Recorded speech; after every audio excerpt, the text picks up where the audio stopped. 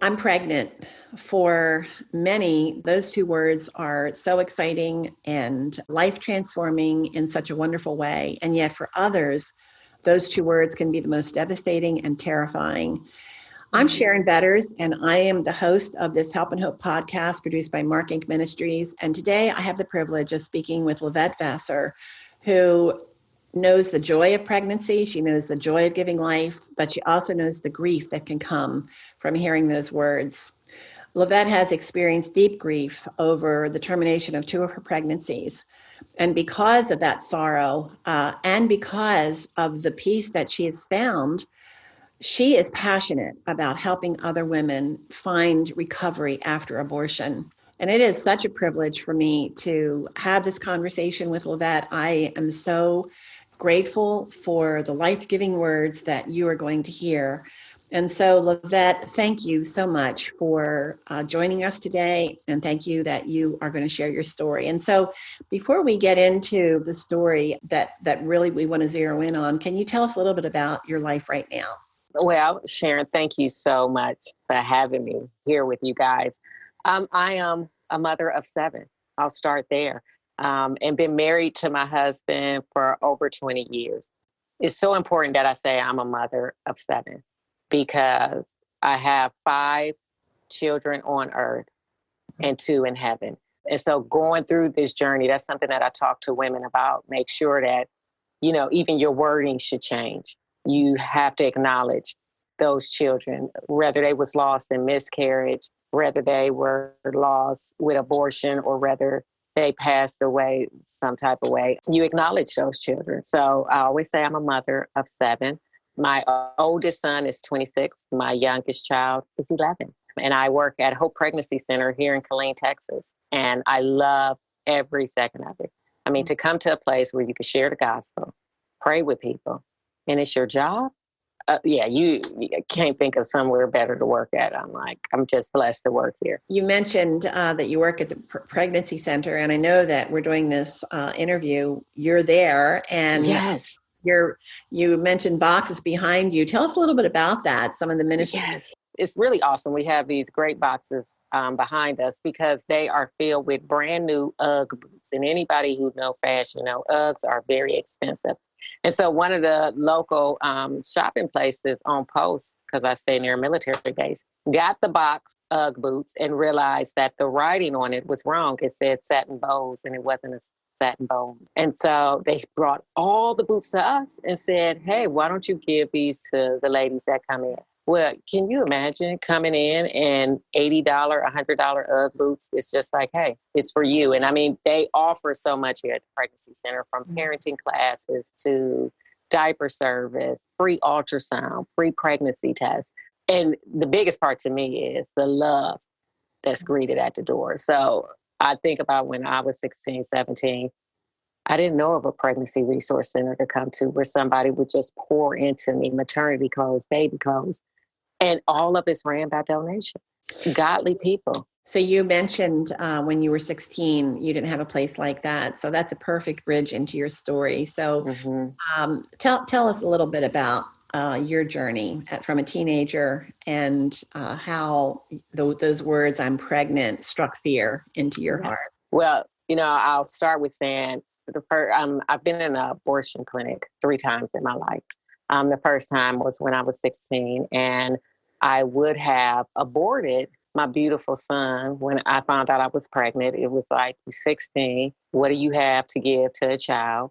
And now I know what I had to give, but then I didn't. So me and the child's father went into the abortion clinic, and I learned that I had an infection. And I was so far along that by the time I would have finished taking antibiotics, I'd have been over the mark to get the abortion. So I have my beautiful son, and he's 26 years old, and he is like, I often feel like I just can't love him enough because of the choice that I almost made with him. And I love to hear him tell his story because he always tells people an infection saved my life. I would not be here if my mother didn't have an infection. Unfortunately, I was that girl who was always looking for love in the wrong places. I became pregnant again.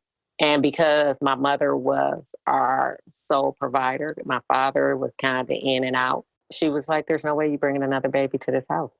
No way. And she was like, you're going to get an abortion. And I sat at the abortion clinic and I cried because I knew after having my son what it was like to touch a baby, what it was like to have a child put on your chest, what it was like to smell. You know, babies have this smell that we just like, oh my goodness, you smell so good.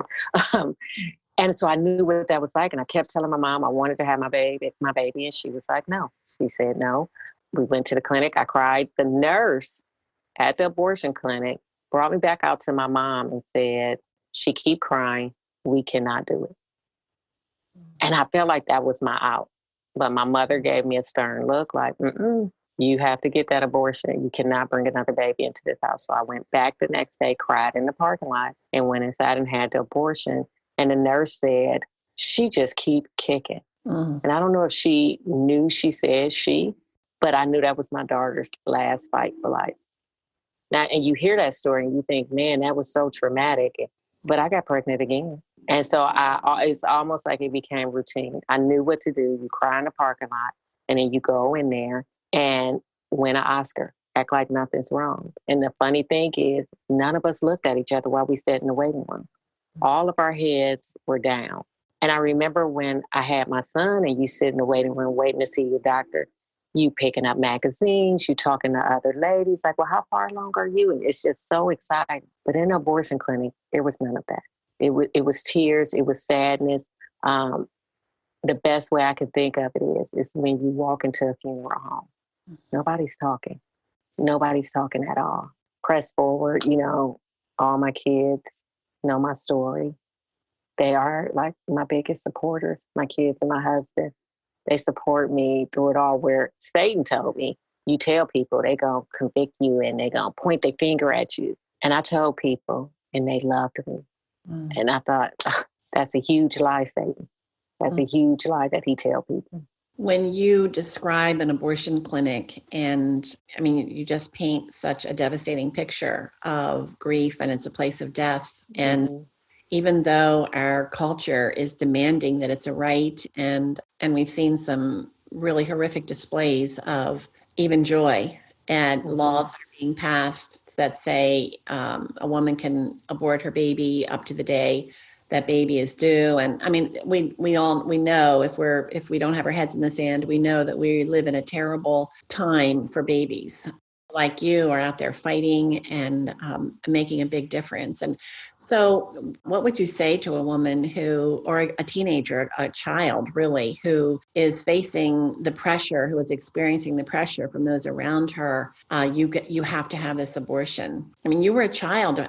What rescue was there for you? And I often think about that. And when I talk to even older women who felt their parents, forced them into an abortion. And as a parent and as a woman who loved the Lord, I know that I have a right to fight.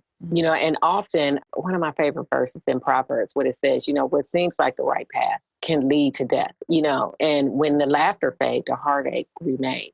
And so when I look at people I love, and this is always the example I give, when you look at people you love, and if someone told you, hey, Sharon, hurt that person.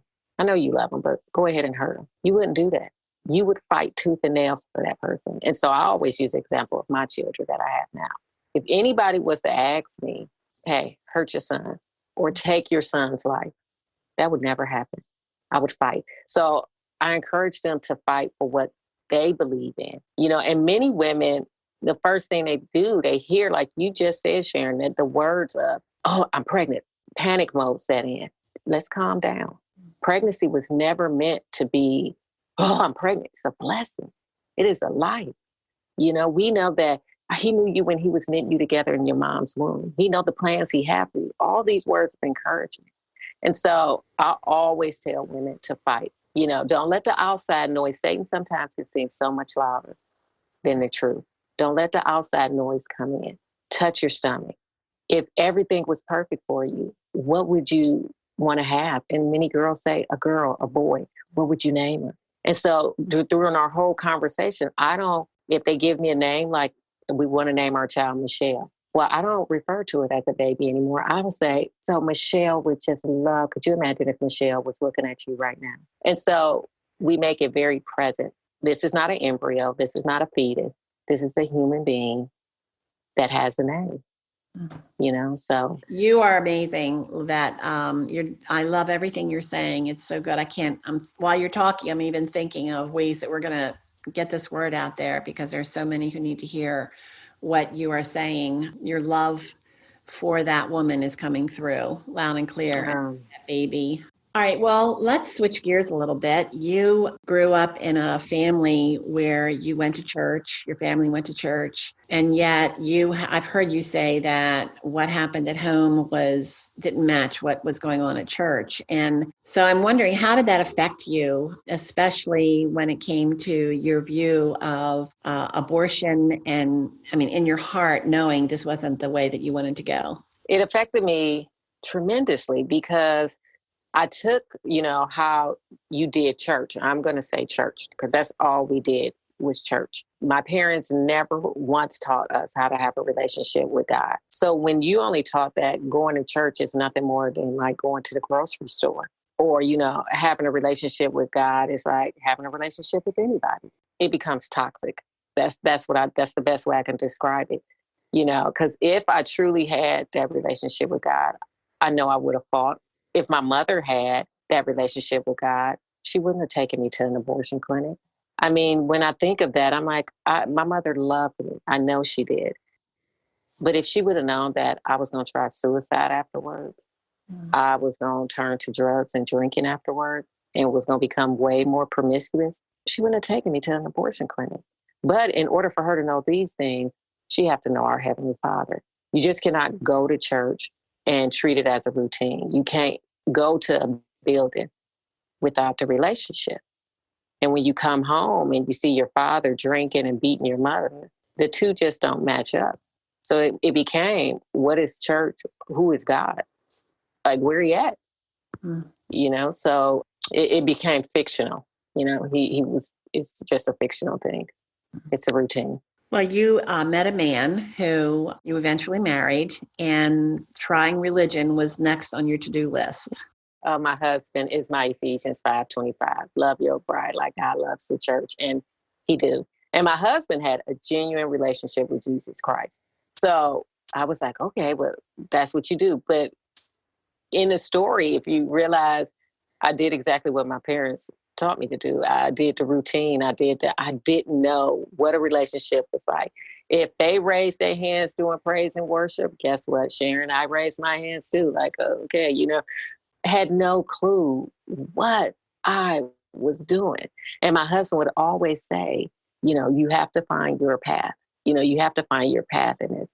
And I'm like, well, I'm just too busy following everybody else. So how can I find my path? And it wasn't until one day at church. When I say everything that could have been going wrong was going wrong, I just went to the altar and cried and said, I don't know what I'm doing, God. I don't know what I'm doing, but I know you do. So help me, help me, help me, help me. Nothing changed. The problems were still there, but my view completely changed. And I thought, because I was no longer focusing on the problems, I was focusing on Christ. And so that's when my relationship, and I honestly would say that's probably when I was like 31, 32. So took a while. And how did that moment, that moment of release, how did that start changing, helping you with the past, with grief? Well, I truly understood that grief is not something you can skip over. It is not something you can skip over. My mother, November 11th, 2018, passed away. And all of us, from my children, my husband, sisters, everybody was in the room. The room was crowded. And when the doctor looked at us and said, she's going, every single person had a different way they was grieving. Every last one of them. And so when it comes to abortion, we're told we can't grieve. We're told it's your fault. We're told, and I'm thinking, a foreign object is inserted into us, not to be too graphic, and it take a part of us, our child. And you want to tell me that's normal? You want me to believe that I shouldn't grieve? No. So it has helped me tremendously of understanding that Grieving is a process. What happened to us, no matter how many political parties or how many protests people have, that is not natural. That is not natural. That is why infections can follow, death can follow. It's not natural. Yeah, that relationship with the Lord changed everything. It showed me compassion. It showed me grief is a process that has to happen, and we have to allow it to happen. So I grieve my two children that's in heaven. I do.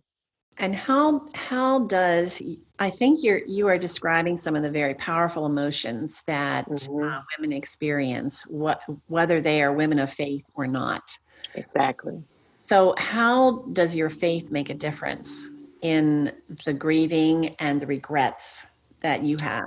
If I answer this question truthfully, I feel like, or I felt like, and sometimes I still feel like, what a disappointment it must have been to God to say that I always stick with, and the reason why I stick with this verse is because my son, who I almost aborted, brought it up to me. Jeremiah 29:11, I know the plans I have for you, the plans to prosper.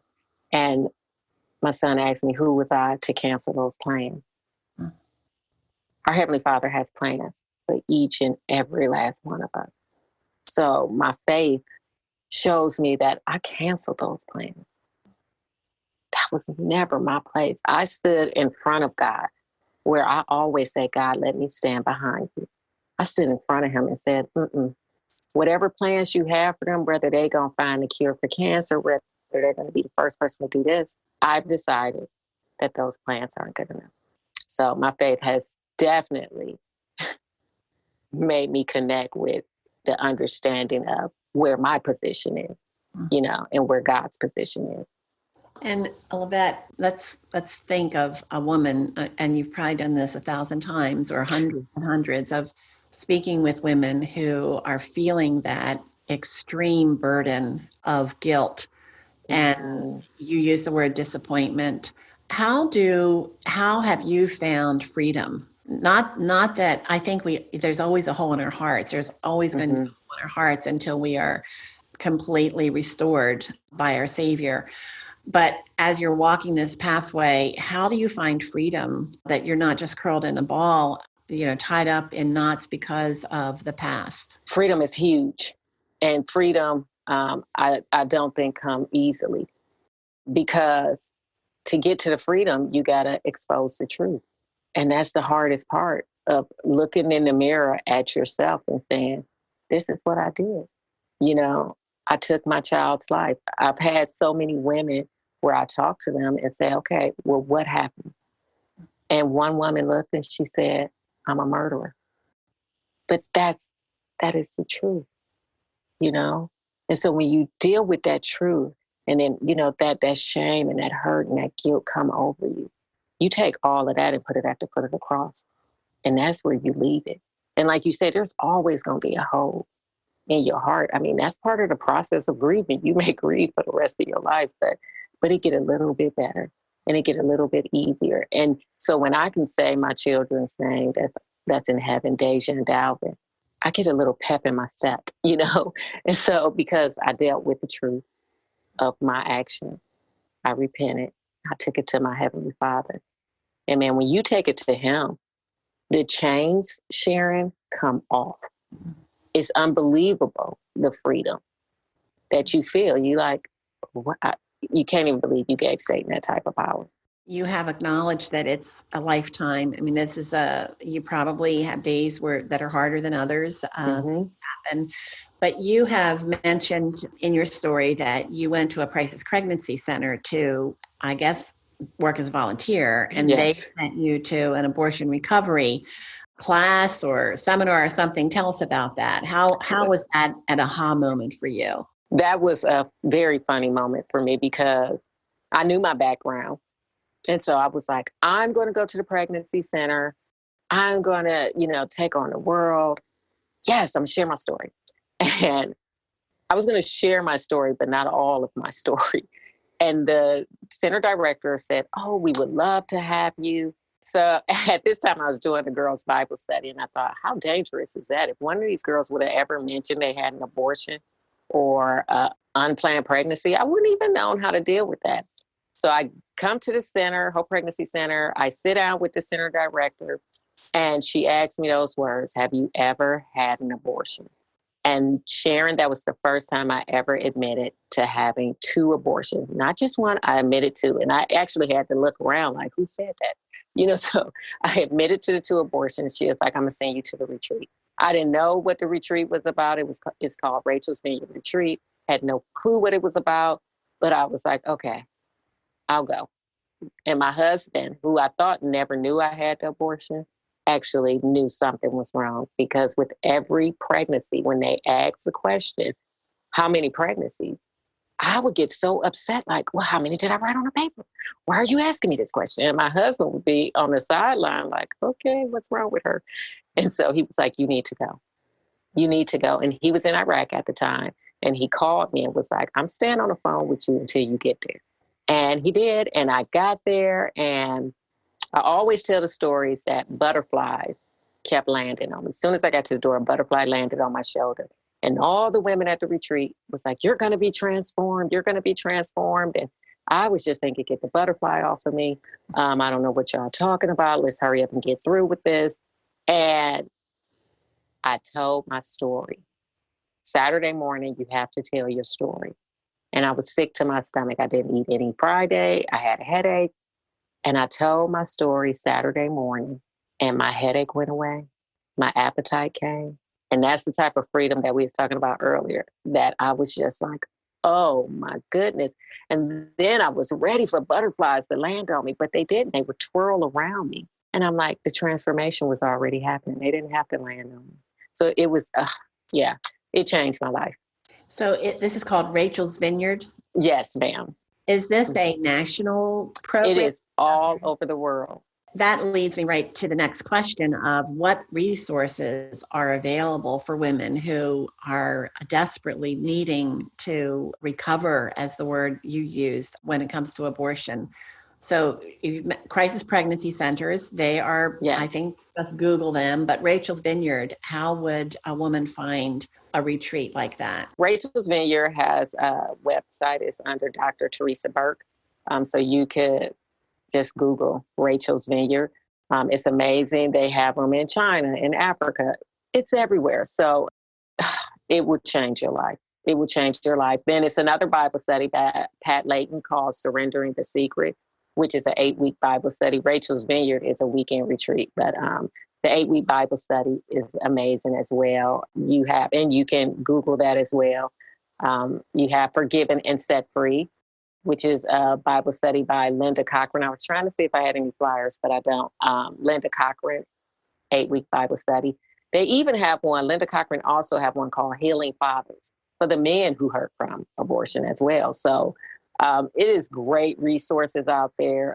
In Tennessee, they have a memorial wall for children who was lost from abortion, and it's called Unborn. Yeah, it's called Unborn, and it's a memorial wall for all the children. So you can walk this wall in Tennessee and see plaques of all the children that was lost to abortion. So that's actually really awesome, because you could take your family there.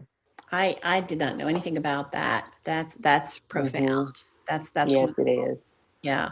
So what is that called? In case someone wants to look it up themselves. It's called the National Memorial for the Unborn. Memorial for the Unborn.org. So that would be the webpage, and it's just a beautiful place where you can honor your children. We'll include that information on our website. Listeners, we have a landing page for Lovette's story, and we will include those links on our website too, in case you are riding around and you can't write things down. So we want to make sure you have the opportunity to look into those resources, which sound just really moving and life transforming and life changing. So, Lovette, as we wrap up our time together, I would like, you shared a lot that I know is helpful one-on-one for women who are struggling with their past, but I'd like for you to imagine that you are meeting someone for the first time, a woman who is really searching desperately for hope as she is unable to move past the grief of abortion. And just, what words of hope and encouragement would you give to her? Grace, redemption.